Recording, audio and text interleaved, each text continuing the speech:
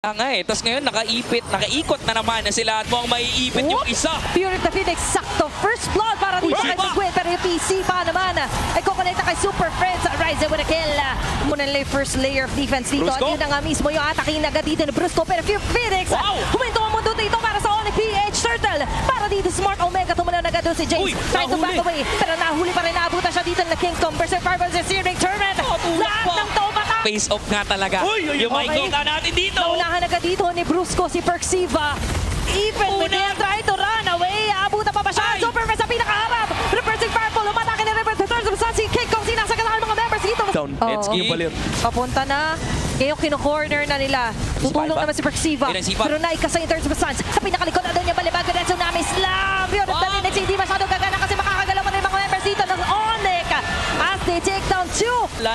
Pero mukhang si King Kong may ipit yata. Sisipain pabalik. Okay, cornered na ba siya dito pero makakaligtas pa din yata siya. Phoenix nandiyan pero tuloy pa rin ang agos para sa Super Fam. James. Si Netsuki nakakapag-free hit man pero hindi pa yata sapat to totally take down a member from Onyx PH. Instead, sasagasaan, datambahan.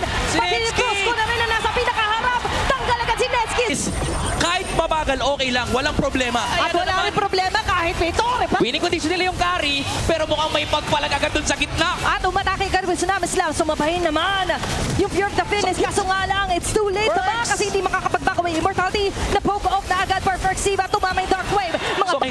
Ilang layers yun. Pero sa ngayon, ayun na, nadampot na agad. Torrent, that's it. James! Ngayon si James, naku, sumilin, Tsunami Slam sa mukha. Even with the Fury of the Phoenix, hindi yan na para yata mailigtas siya. Nakapag-flicker out pa rin naman. Winter Crown para kay Kirk.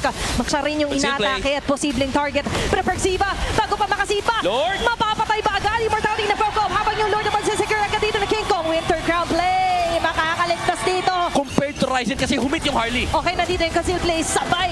Dampot kay Mingguin. Bawasan na naman ang depensa dito para sa Smart Omega. May Lord pa naman sila kailangan depensa. Tuloy-tuloy pa rin ang pag-arriba dito nila sa pera na napakasakit naman ang mga bala.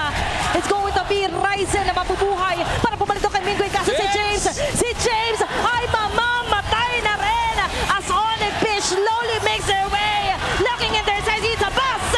And it's going to be a game win yet again para sa Onyx Philippines. Rumaragas ang Super Fam na naman. Ang makikita natin dito, knocking down the barangay.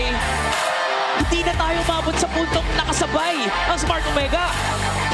You know what? It's the Super Family making a super performance once again. Hindi man mabilis, super slow, aminin natin, mula kay Super Friends, super slow din ang pacing ng game. But if it is what is needed, yun ang kanilang gagawin. And they've secured the sweep laban sa barangay. Ang evolusyon ng Super Fam. O ang hindi ito bagong version. Pinabalik nila yung dating version ng Super Fam, yung mabilis, mabagal, pero because of their addition din, nandito si Savero, parang nakikita natin na nandun pa rin talaga yung identity ng Super Fam.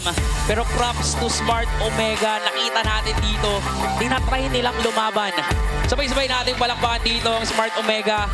I'm really looking forward dun sa punto na mahanap din nila yung identity nila.